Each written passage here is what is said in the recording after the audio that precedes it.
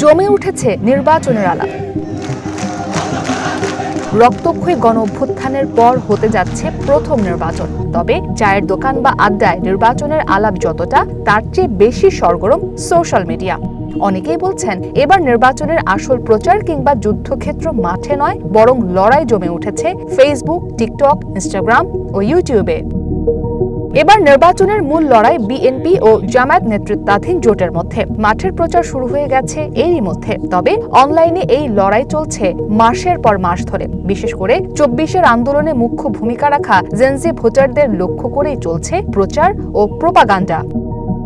Social মিডিয়ায় বাংলাদেশের নির্বাচনী প্রচার কেমন চলছে তা নিয়ে একটি প্রতিবেদন প্রকাশ করেছে কাতার ভিত্তিক গণমাধ্যম আল জাজিরা। সেখানে বলা হয়েছে, ছন্দময় গান, শর্ট ভিডিও, আবেগী সাক্ষাৎকার ও ব্যঙ্গচিত্রে ভর করে রাজনৈতিক দলগুলো তরুণ ভোটারদের মন জয়ের প্রতিযোগিতায় নেমেছে। গানের পাশাপাশি শর্ট ভিডিও, নীতি বিষয়ক ব্যাখ্যা, আবেগী ভোটার সাক্ষাৎকার ও রাজনৈতিক ব্যঙ্গচিত্রে ভরে গেছে ডিজিটাল প্ল্যাটফর্মগুলো। এখন প্রশ্ন হলো, কেন এবার নির্বাচনের ডিজিটাল মাধ্যমকে হাতিয়ার হিসেবে ব্যবহার করছে রাজনৈতিক দলগুলো? বাংলাদেশ টেলিযোগাযোগ নিয়ন্ত্রণ কমিশনের তথ্য অনুযায়ী ২০২৫ সালের নভেম্বর পর্যন্ত দেশে ইন্টারনেট ব্যবহারকারী প্রায় ১৩ কোটি, যা মোট জনসংখ্যার প্রায় ৭৪%। ডেটা রিপোর্টারের হিসাব বলছে, দেশে ফেসবুক ব্যবহারকারী প্রায় ৬,৪০,০০,০০০, ইউটিউব ৫ কোটি, টিকটক ৫,৬০,০০,০০০ এবং ইনস্টাগ্রাম ৯০ লাখের বেশি। অন্যদিকে এক্স অর্থাৎ সাবেক টুইটার ব্যবহারকারী তুলনামূলকভাবে কম। নির্বাচন কমিশনের তথ্য বলছে, এবার মোট ভোটারের ৪৩.৫৬% বয়স ১৮ থেকে ৩৭ বছরের মধ্যে। এদের মধ্যে অনেকেই প্রথমবার ভোট দেবেন। যারা হাসিনার অধীনে ভোটাধিকার বঞ্চিত ছিলেন, এমন অনেকে এবার প্রথমবারের মতো ভোট দেওয়ার অপেক্ষায় রয়েছেন। বিশ্লেষকরা বলছেন, ২০১৩, ২০১৮ ও ২০২৪ সালের প্রশ্নবিদ্ধ নির্বাচনের অভিজ্ঞতা তরুণদের মধ্যে এবার ভোট দেওয়ার আগ্রহ আরও বাড়িয়েছে। অনলাইনে নীতি নির্ধারণী প্রস্তাব ছড়িয়ে দেওয়ার পাশাপাশি ভোটারদের মতামত সংগ্রহের উপর বিএনপি মনোযোগ দিচ্ছে বলে আল জাজিরাকে জানান দলটির এক নেতা। অনলাইনে সম্পৃক্ততা আরও বাড়াতে বিএনপি matchmypolicy.com এর মতো ওয়েবসাইট চালু করেছে, যেখানে ভোটাররা প্রস্তাবের পক্ষে বিপক্ষে মত জানাতে পারেন। একইভাবে জামায়াতও চালু করেছে জনতার ইশতেহার.org, যেখানে ভোটারদের মতামতের ভিত্তিতে ইশতেহার তৈরির কথা বলা হচ্ছে।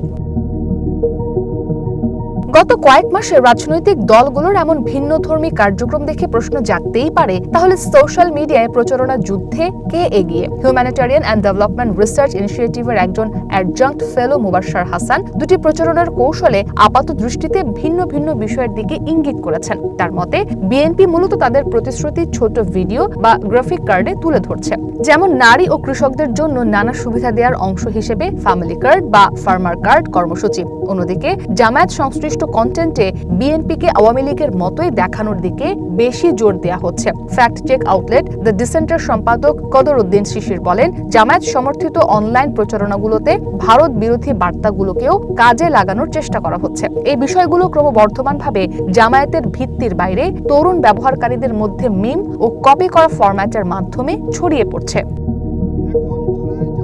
সামাজিক মাধ্যমে প্রচারণার পাশাপাশি এবারের নির্বাচনের আরেকটি দিক বেশ আলোচনায়। তা হলো প্রথমবারের মতো হতে যাওয়া গণভোট। অন্তর্বর্তী সরকার এই সংস্কার প্যাকেজ অনুমোদনের পক্ষে ডিজিটাল প্রচারণা চালাচ্ছে। এই সনদে প্রধানমন্ত্রীর ক্ষমতা সীমিত করা, নিরাপত্তা বাহিনীর উপর নজরদারি, বিচার বিভাগের স্বাধীনতা ও নির্বাচন ব্যবস্থার সংস্কারের প্রস্তাব রয়েছে। এছাড়া এটিতে কর্তৃত্ববাদী শাসনের প্রত্যাবর্তন বন্ধ করার লক্ষ্যে সাংবিধানিক সংস্কারেরও আহ্বান জানানো হয়েছে। তবে অনলাইন যতই শক্তিশালী হোক, মাঠের প্রচারই যে মূল, সেটি উল্লেখ করেছে আল জাজিরা।